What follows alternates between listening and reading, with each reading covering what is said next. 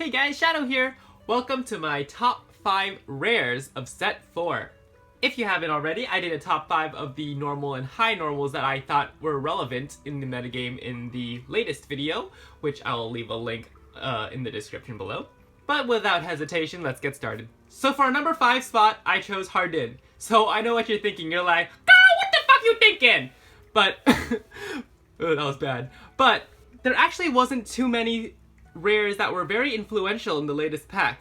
So it was really difficult to find the 5th and 4th spot for this video. So instead, for the 5th and 4th spot, I chose cards that I think makes pretty fun decks and allows for a more creative builds for red decks and blue decks. So like I said, for the number 5 spot, I chose Hardin.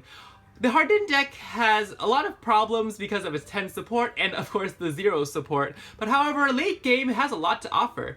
The class changed Hardin, the other one, after this one of course, is a behemoth of a card with great abilities and really easy costs, because instead of paying the cost that you normally would pay, you can actually just tribute one of your cards instead. I did a lot of early game testing with this deck and it was actually really fun. However, of course, this deck never became meta, but it's still fun to talk about and play anyway. For our number 4 spot is Sirius. So like I said before for Hardin, it didn't necessarily make a huge impact on the meta, but it started a new interesting deck that could not have been started without this card. So this is actually one card that you would play as a main character, of course, and it actually made this really useless super rare in the first set, Camus, somewhat useful. Sirius's ability allows you to decrease your opponent's level and their attack, which is a really strange ability because I think he's actually the first card to decrease a card's level. He has a solid 70 base attack for a main character, but is unfortunately coupled with a 10 support. However, having 10 support as a main character isn't the biggest deal anyway, so yeah. And his level 1 has a fighter's emblem, so it doesn't necessarily make it that big of a deal because if you were to mill the level 1, you'd get 30 support anyway during your turn. So for our number 3 spot, I chose Mori.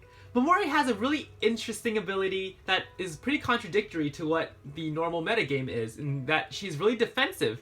With her Mirage counterpart Drog, she helps you protect your other units from being destroyed in a very cost-effective way.